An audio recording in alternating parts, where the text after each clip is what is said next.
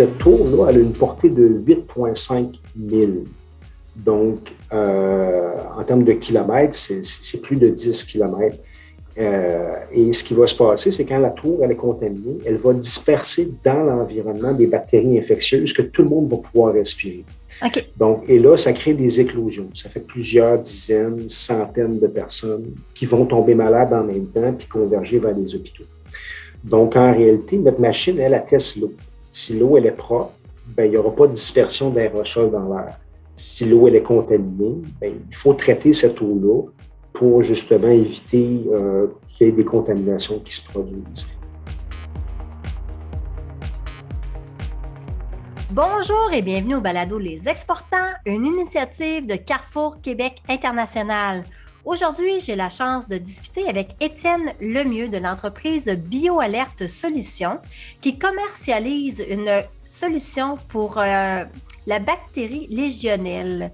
Il va nous en parler. Il va nous parler aussi des débuts de son entreprise qu'il a bâtie avec son colocataire de l'époque, Dominique Cartier. Nous allons parler aussi de ses premières démarches en exportation aux États-Unis.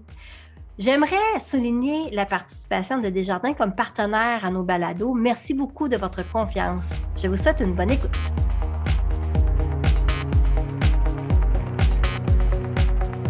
Desjardins est fier de présenter Les Exportants, une série balado sur l'exportation réalisée par CQI.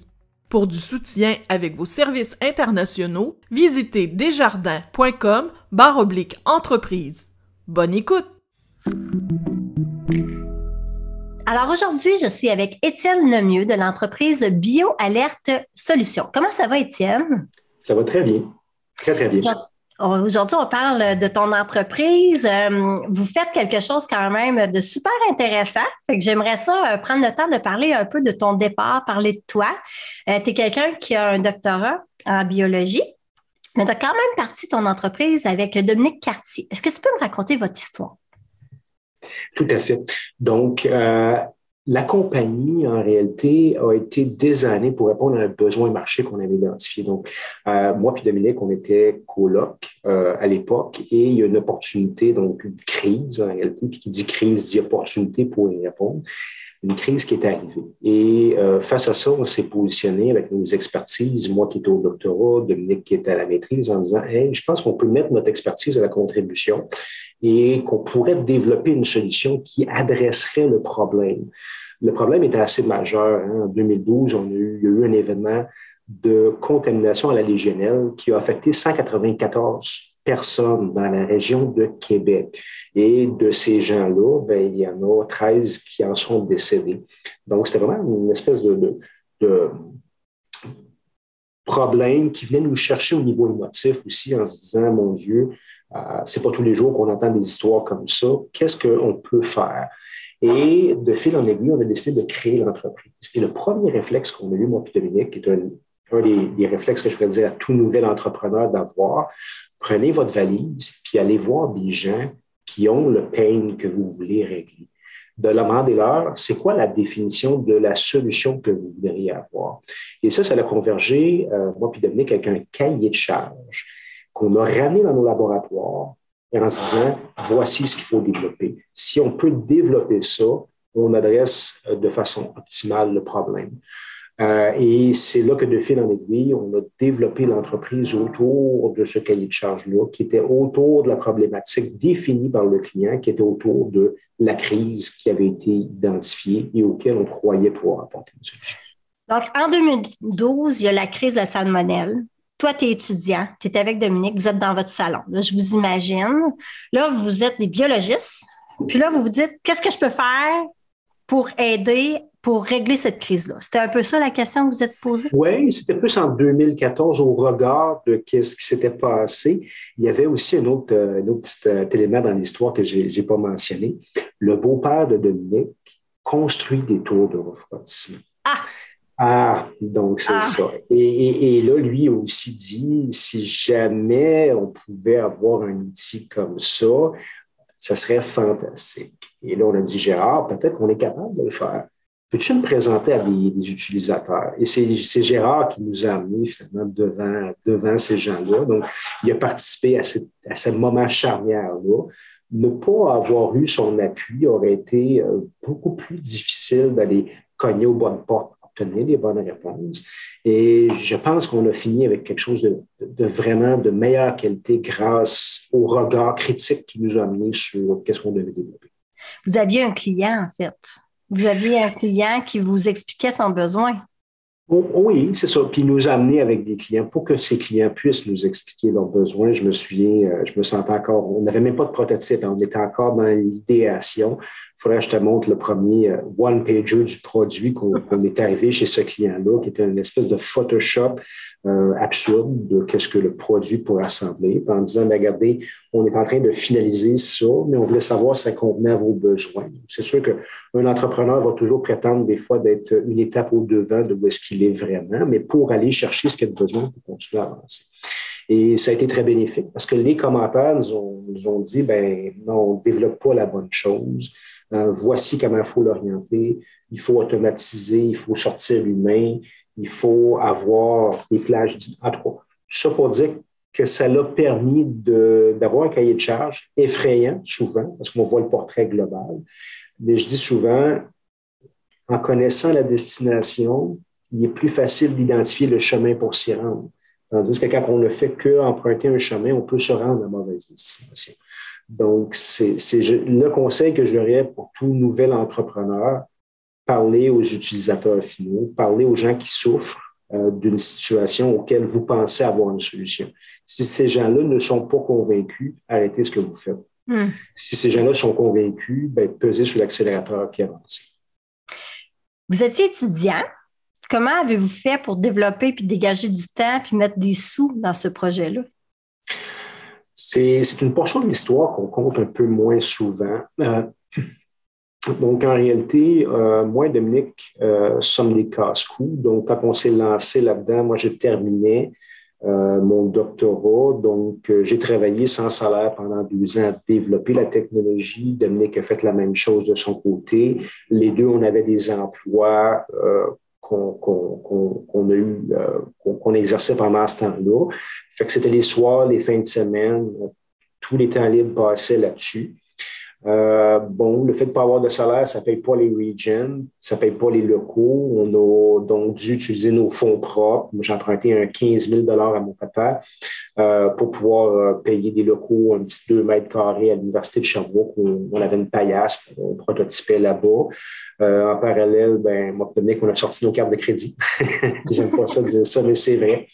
Puis, on a avancé de l'argent. On s'est rendu à un certain montant assez significatif d'avance d'argent avant que d'autres personnes viennent mettre de leur côté un peu de sous. On a eu après ça des incubateurs d'entreprises donc, et des centres locaux de développement qui nous ont fourni des montants d'argent. On a eu des subventions, puis on a réussi de fil en aiguille comme ça à se constituer un fonds de roulement.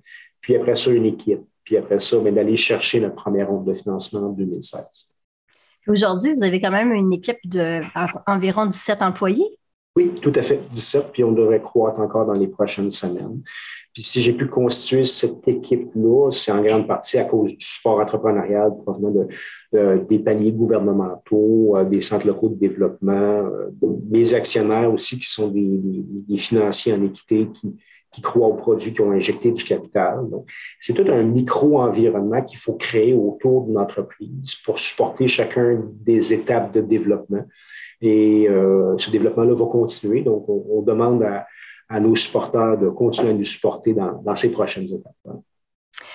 Je suis contente qu'on parle de ton début parce que souvent, on regarde une entreprise et on se dit « Oh mon Dieu, ils sont là, ça a dû être facile », mais on oublie souvent le chemin de croix qu'on doit porter puis il faut qu'on croie vraiment à notre projet.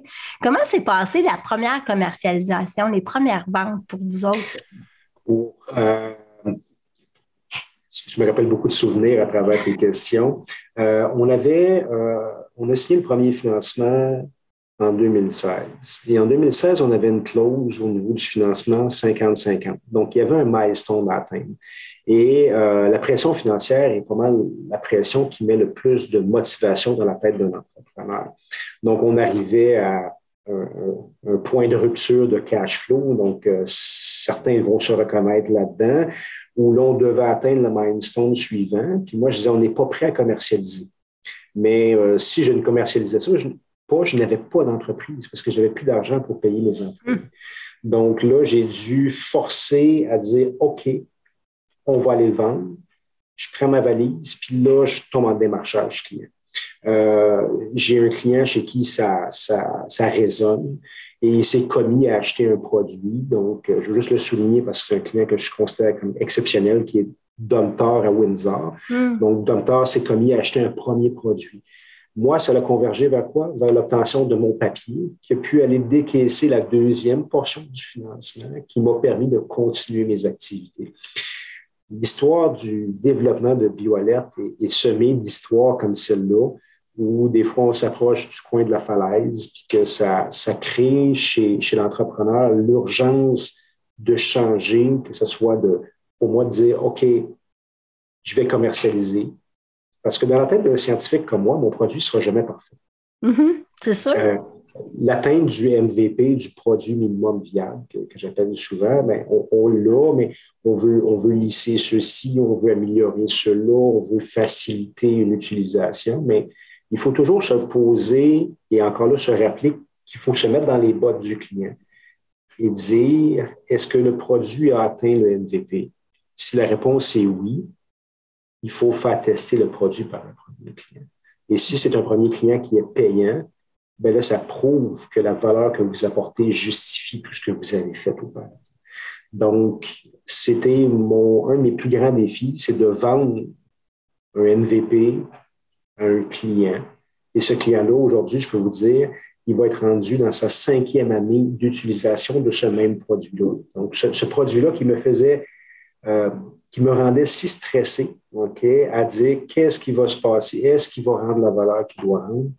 Bien, le client est rendu captif de ce même produit-là et dans sa 5e année d'opération. Donc, c'est la preuve que toutes les hésitations que j'avais peut-être auparavant étaient peut-être non justifiées et que souvent, nous-mêmes, on va mettre les barrières aux endroits des fois qui ne sont pas alignés avec le bien-être de l'entreprise. Donc, le fait de se faire mettre sur le bord de la falaise nous permet des fois de passer une étape qui est nécessaire. Un peu comme pour le fait d'aller aux États-Unis au niveau de la commercialisation à l'international, puis on en reparlera un petit peu tantôt.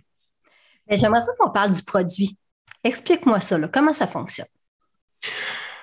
De façon le plus simpliste, c'est un détecteur en ligne automatisé d'une bactérie pathogène qui contamine les systèmes d'eau.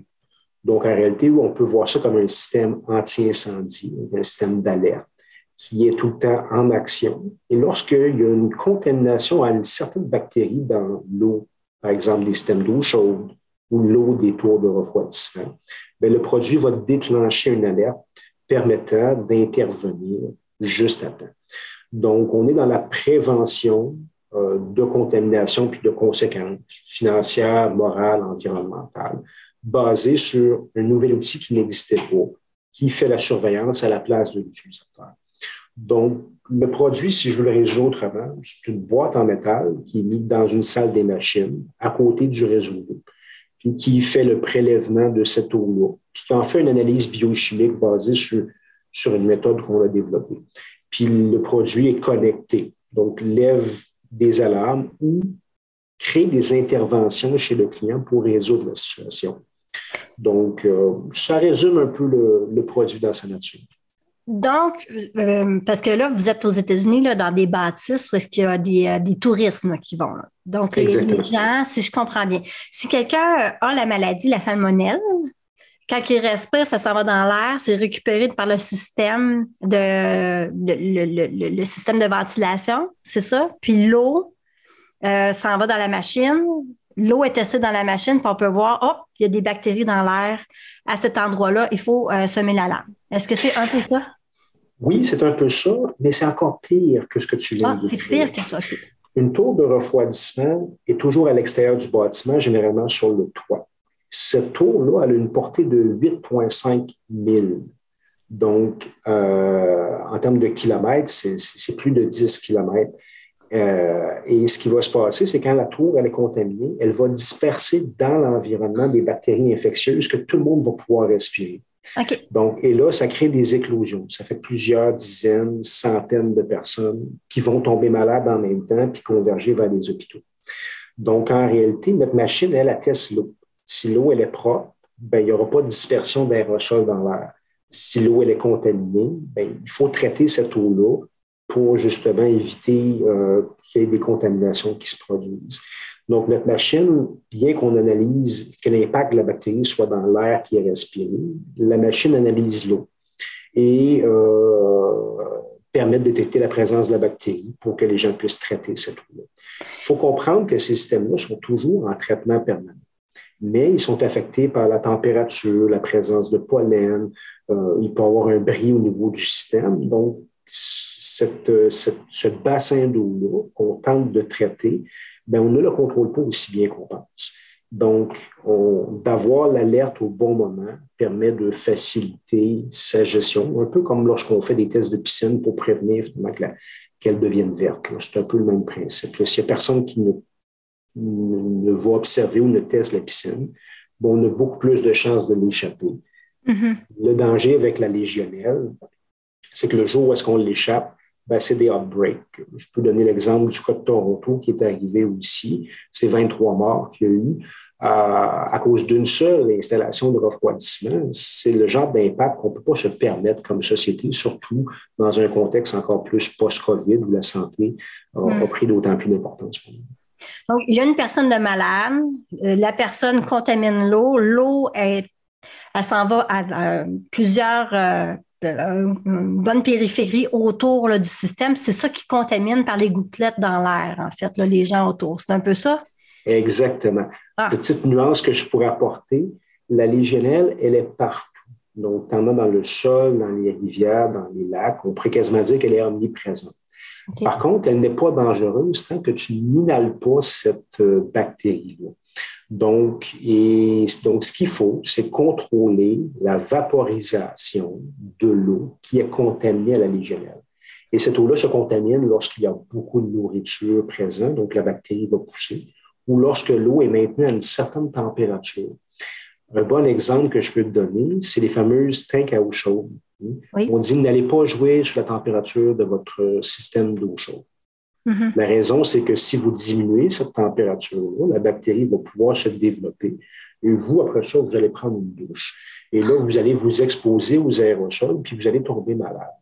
C'est pas que l'eau de la ville.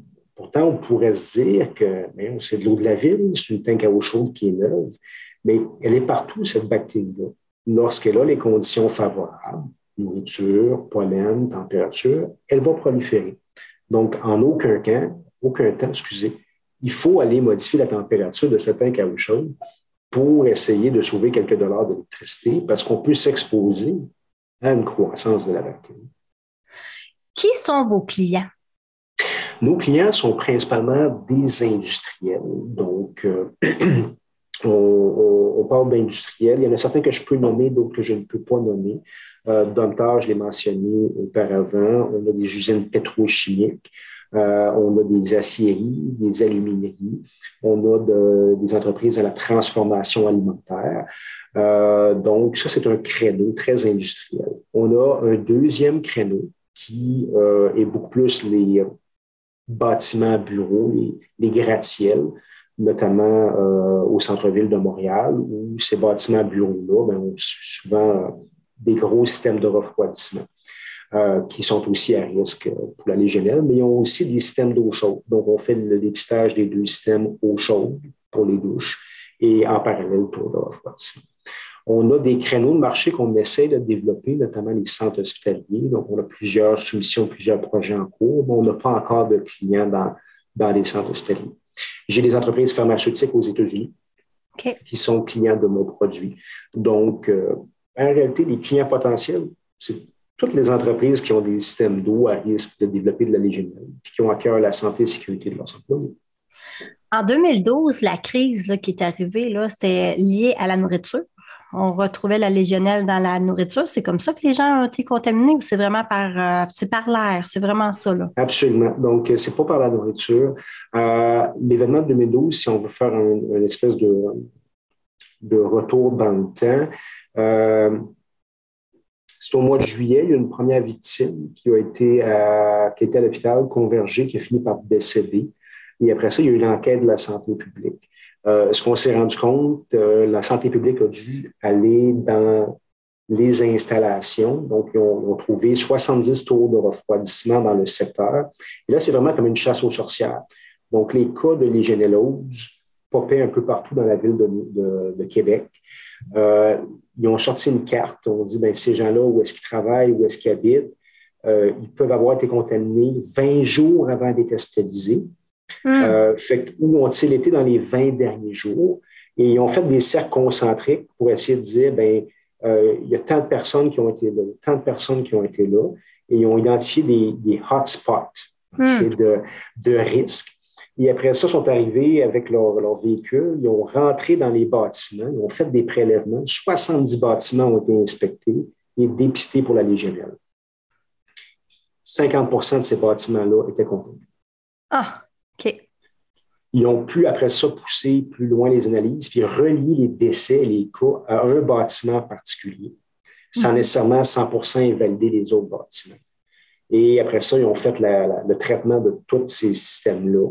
Et 2 mois par après, ils ont refait des analyses pour voir s'il y avait encore présence et persistance de la bactérie. Et la réponse, il y avait encore 25% qui l'étaient. De nouveau, parce que la bactérie est assez dure à traiter et à s'en débarrasser. Et c'est après ça qu'il y a eu le décret puis la réglementation, obligeant des procédures, des plans, des gens qui signent, et après ça, un dépistage obligatoire à chaque mois. Parce que le cas de Québec, ce qui est merveilleux et en même temps très triste, c'est que le nombre de cas est égal au délai pendant lequel les gens ont été exposés. Donc, si on avait permis de faire une intervention beaucoup plus rapide, on aurait eu 10 fois moins de personnes affectées. Okay. Et si l'infection avait duré juste une semaine, ça aurait causé juste un mort. C'est la latence dans l'intervention, la dispersion continue de bactéries qui a convergé vers un nombre aussi élevé de cas. Et c'est pour ça qu'au Québec, la réglementation vise à faire un dépistage à chaque mois pour réduire les délais d'exposition et prévenir des événements comme ceux-là. Donc, mais le portrait était quand même assez désastreux. Donc, en fait, au Québec, maintenant, il y a une réglementation qui oblige les grosses compagnies à se doter d'un système pour tester son eau, pour s'assurer que la légionelle n'est pas présente. C'est bien ça? Fait que ça, c'est un... BioAlert là, se situe un peu comme un fournisseur de services. C'est super intéressant là, d'arriver avec un produit qui répond à un besoin comme ça. On répond à un besoin, mais je veux juste faire une nuance. Qu'est-ce que tu as dit? La réglementation oblige de tester une fois par mois. Oui.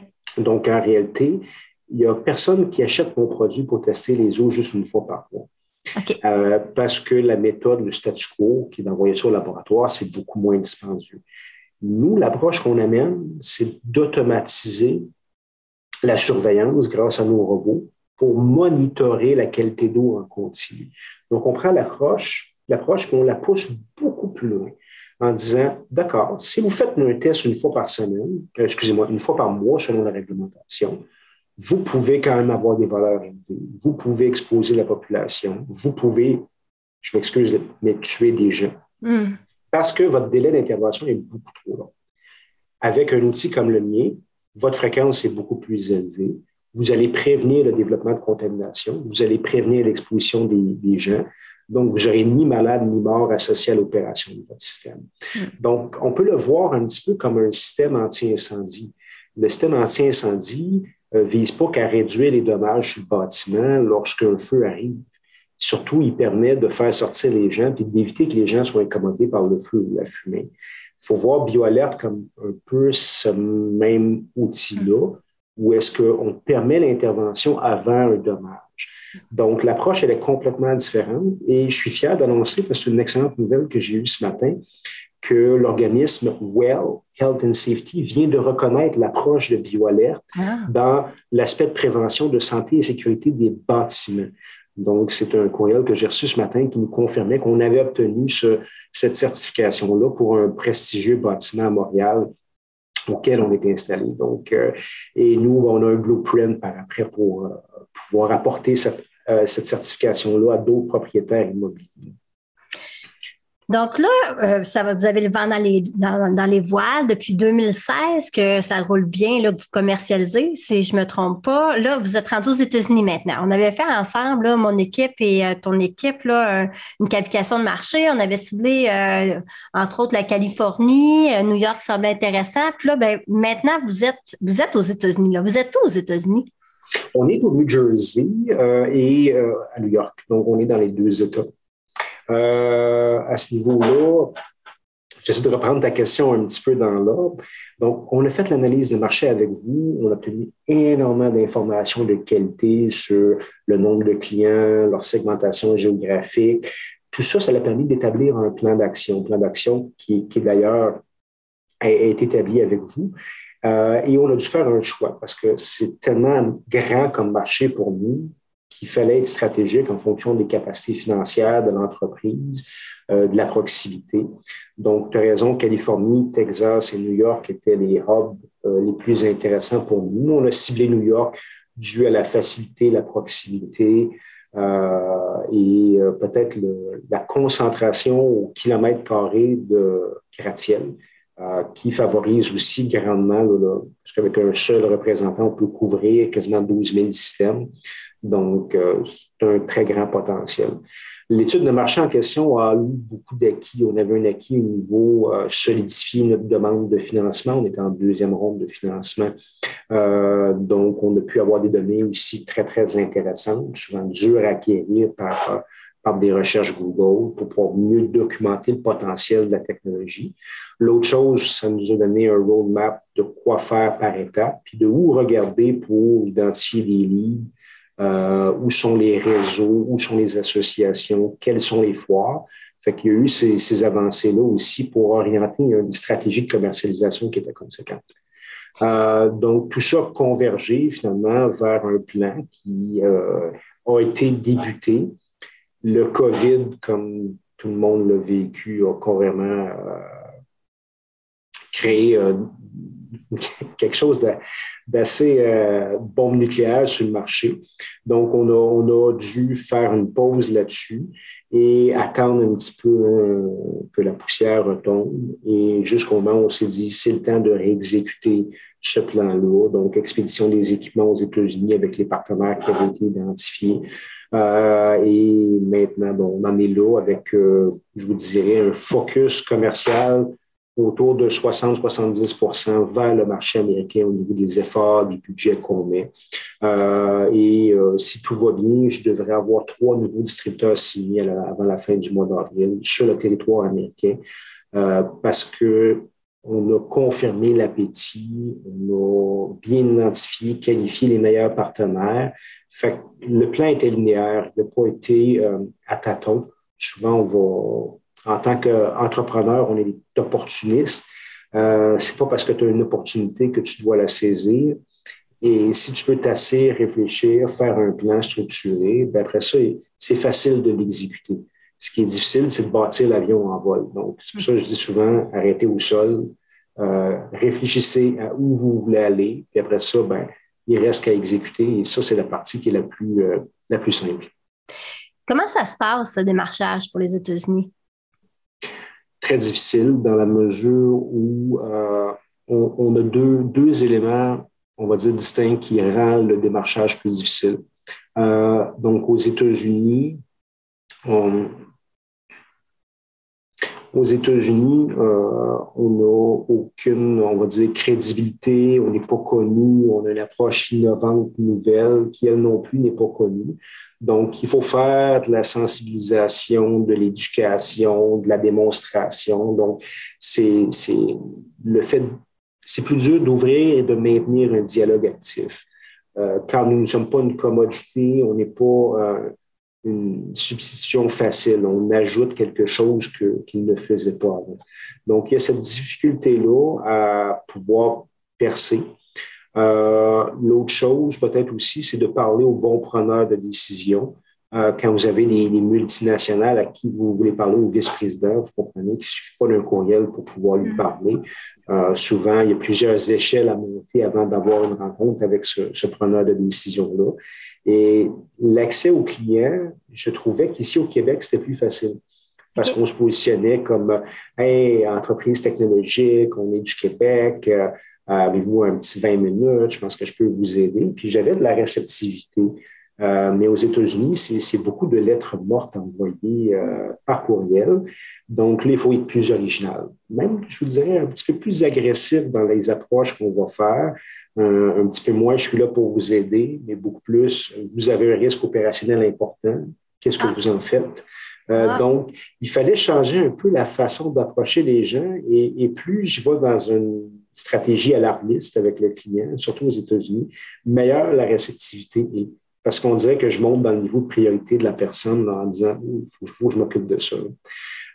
Fait que la mentalité, oui, ça a été un ajustement. Pour moi, qui est un petit peu de nature toujours réservée et modeste. Donc, j'aime pas prendre l'approche, on va dire, alarmiste, mais c'est celle qui fonctionne quand même. Le choix d'aller avec des agents pour la commercialisation, c'est pourquoi? C'est une très bonne question. Le marché aux États-Unis, il est énorme pour une entreprise comme le nôtre. Le marché, de la façon qu'il est structuré, a déjà des agents. Toutes les entreprises qui possèdent des tours de refroidissement ont déjà des agents qui desservent des produits ABC pour eux autres.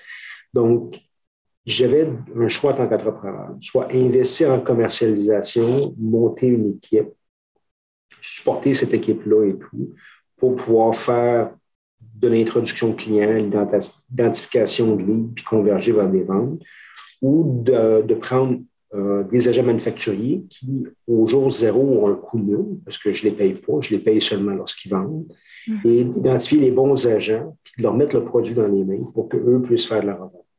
C'est sûr que je dégage des marges bénéficiaires un peu moins élevées par cette stratégie-là, mais je peux démarrer une commercialisation avec aucun ou très peu d'investissement. Et j'ai déjà des gens qui ont qualifié pour moi les meilleurs clients et savent déjà où ils peuvent générer des ventes. Donc, je suis dans une dynamique où c'est intéressant pour moi d'avoir des agents de commercialisation. C'est naturel dans le marché dans lequel je suis aussi de faire ça. Est-ce que ça a été difficile de trouver les agents? Oui. Oui, parce que, encore là, les mêmes problèmes que je vis avec les clients, je le vis avec les agents. Le niveau de connaissance, le niveau d'appropriation de la solution, l'approche qu'on amène. Donc, il fallait que je puisse éduquer les agents manufacturiers à dire, regarde, tu fais un test à chaque mois, là, tu vas en faire 14. Puis voici comment tu vas agir avec la donnée. Puis si tu fais ça, voici les bénéfices que toi et ton client vont tirer. Mais toute cette éducation-là a dû être faite et bien sûr, il fallait multiplier les rencontres. Le deuxième aspect que je parlais tantôt, c'est l'aspect d'une nouvelle compagnie. Donc, il a fallu que je trouve une façon de faire venir ces gens-là dans mes installations, de voir mes produits, de dire à mes clients actifs et actuels, dire, est-ce que tu peux parler à cet agent manufacturier-là pour lui dire, c'est quoi ton niveau d'appréciation du produit? Et donc, il a fallu les convaincre. L'exercice de charme qu'on a dû faire pour les clients, c'est le même exercice que dû faire pour les agents manufacturiers. Avec un autre élément qui est la rentabilité de commercialiser ma technologie. Donc, bien sûr, il faut leur donner des sous. Hein. Il n'y a personne qui fait du bénévolat dans la vie, surtout des agents manufacturiers. Donc, il faut que la carotte soit assez juteuse. Et si on arrive à mettre tous ces éléments-là, les preuves, l'attraction marché, la commission, bien, tout ça converge vers justement des gens très motivés à présenter, commercialiser la technologie. Vous êtes présent là, dans la 4e plus grande tour à New York, là, au One Vanderbilt Tour. Explique-moi cette histoire-là, parce que c'est quand même... C'est une histoire qui a débuté en 2019. J'avais eu la chance de gagner un concours qu'on appelait le concours de pitch deck en réalité, où j'avais 3 minutes pour présenter la bactérie, son impact, notre solution, puis comment on génère de la valeur pour nos clients. Et j'ai eu la chance d'avoir été sélectionné. Donc, pour le premier prix, ce qui m'a donné des billets dans les mains pour aller dans une foire à New York. Je ne me serais pas inscrit au jour zéro, je vais être honnête avec toi, mais là, bon, j'ai les billets. Fait que je fais comme, OK, on y va. Fait que là, on monte une stratégie de communication pour la foire, bon, qui on veut rencontrer, quel message on envoie. Et j'ai réussi à faire venir le représentant de cette entreprise-là à mon bout. Okay. Et je lui parle du produit et tout. Puis là, je voyais son intérêt. Fait que je me suis dit, bon, ben allons-y, recontactons-le. J'ai eu l'appui aussi des délégués à l'exportation du Québec dans les démarches subséquentes qu'il y a eu. Et ça convergeait vers quelque chose d'intéressant. On parle d'un propriétaire immobilier qui possède 72 bâtiments de 43 étages et plus à New York. Donc, c'est un monsieur un peu occupé. Et tout ça converge, puis là, le COVID arrive. Parce qu'on était en novembre 2019, fait que là, rendu en février 2020, vous comprenez qu'on commençait à regarder les nouvelles, puis disait, ça va être difficile, fermeture des frontières. Fait que j'ai dit, j'ai de l'intérêt, je vais en avoir aussi demain. C'est plus ou moins faisable aujourd'hui. On se reparle un peu plus tard. Et de fil en aiguille, ben finalement, avant de retourner au même événement, presque 2 ans plus tard, je leur contacte, on finalise les ententes, puis planifie l'installation de la machine, et nous y voilà. On est maintenant dans les stratosphères, parce qu'on est à plus d'1 kilomètre dans les airs, de la ville de New York. Et c'est un beau blueprint, puis je m'en sers pour convaincre d'autres grands propriétaires immobiliers en disant « Oui, mais je l'ai fait avec l'autre. Pourquoi toi, tu ne le fais pas? » Fait que j'ai une couple de noms là, que j'ai hâte de pouvoir annoncer, avec qui je suis en discussion. Mais il faut toujours faire attention à ne pas trop me commettre parce que on dit les vidéos audio restent. Mais Étienne, vraiment, tu m'impressionnes. Sérieusement, là, c'est beau l'histoire de la compagnie. Puis j'ai hâte de voir, ça va être quoi, juste dans 5 ans, là, d'après moi, ça va être, c'est fou, là, ce qui s'en vient. Comment si tu savais à quel point je suis excité. On a tellement de projets. Moi, je suis vraiment, on me définit comme étant une bébête à projet. Donc, à travers même l'entreprise, j'essaie d'exposer ma vision puis de mettre un peu les pierres, si tu veux, pour bâtir l'escalier du succès. L'étape aujourd'hui, c'est de commercialiser aux États-Unis la technologie BioAlert telle qu'elle est. Dans les prochaines étapes du développement de l'entreprise, on intègre l'intelligence artificielle. Donc, j'ai été approuvé pour un projet de 2,4 millions par le gouvernement fédéral dans le cadre de ce qu'on appelle le STDC ou en français le TDDC. Donc là, on fait rentrer l'intelligence artificielle, on va développer une capacité autonome de gestion, détection, traitement. Donc là, ça va donner d'autres possibilités. J'ai des discussions, comme j'en ai déjà parlé, mais des discussions pour adapter les bioalertes pour les aqueducs, pour mettre des bioalertes sur la transformation alimentaire, dépister d'autres types de bactéries. On est déjà là-dessus aussi. Donc, c'est énormément d'activités. Mon cerveau bouille de ces idées-là. J'en ai à tous les jours. Et je pense que BioAlert ne s'arrêtera pas à sécuriser la légionelle pour les tours de refroidissement, mais qu'éventuellement, tout bâtiment va avoir son propre BioAlert pour sécuriser l'ensemble des dangers biologiques qui peuvent émerger. Fait que les prochaines étapes, on va commencer par conquérir les États-Unis. Après ça, on va s'occuper de l'Europe, l'Australie, le Japon et les autres pays dans lesquels les brevets ont été déposés. On va développer de façon transversale des produits qui vont adresser d'autres besoins de biodétection.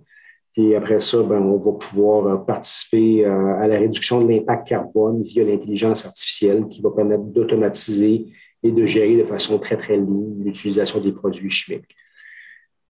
On parle des 5 à 8 prochaines années. Puis après ça, laisse-moi avoir d'autres idées. Je te reviendrai. On fera un autre balado là-dessus. Je te remercie, Étienne. Bonne journée. C'est moi qui te remercie. C'est toujours pour moi un plaisir de pouvoir parler de ce qui préoccupe tous mes jours, mes nuits. Même mes enfants, je leur en parle des fois. Oui, tu sais, la bactérie légionnelle et puis, bon, à 2 ans, ça ne comprend pas tout, là, mais on essaie d'en faire de la future relève. Là. Puis j'ai besoin de main. Je suis convaincue. Ils viennent de papa intelligent, là, ils vont je suis convaincue qu'ils vont prendre la relève plus tard. Merci beaucoup, Étienne. Très gentil. Peut-être que je terminerai sur une chose. S'il y a des gens de mon équipe qui m'écoutent, juste les remercier. Si on est là aujourd'hui, c'est grâce à eux. Je ne suis pas quelqu'un qui est aussi intelligent que tu penses. Je suis quelqu'un qui est mobilisateur, qui arrive à faire converger les gens, à mettre le meilleur d'eux-mêmes dans ce qu'ils font. Et c'est ça mon réel talent. Donc, et c'est à ces gens-là que je dois dire merci et que je dois rendre les hommages que tu leur apportes. C'est une belle forme d'intelligence, être capable de regrouper les gens. Merci. Non, j'ai hâte de voir dans 5 ou 8 ans là, où est-ce que vous êtes. Merci, Étienne. Merci beaucoup. Cet épisode a été présenté grâce au soutien de Desjardins. Si vous voulez poursuivre la discussion d'aujourd'hui avec l'équipe de Carrefour Québec International ou en connaître davantage sur l'exportation québécoise ailleurs au Canada et à l'étranger, obtenez plus d'informations sur notre site web cqinternational.org. Nous vous invitons à vous abonner au balado Les Exportants. De plus, une recommandation de notre émission sur Balado Québec, Apple Podcasts, Spotify ou à l'endroit où vous écoutez vos balados aidera d'autres auditeurs comme vous à nous trouver. Merci! Les Exportants est une production de Carrefour Québec International, tout droit réservé. L'émission est réalisée par l'équipe de CQI. Un merci tout spécial aux invités et aux personnes qui ont participé à la création et à la mise en onde de l'épisode d'aujourd'hui. CQI remercie aussi ses partenaires financiers, Développement économique Canada et le gouvernement du Québec. Merci d'avoir écouté Les Exportants. À bientôt!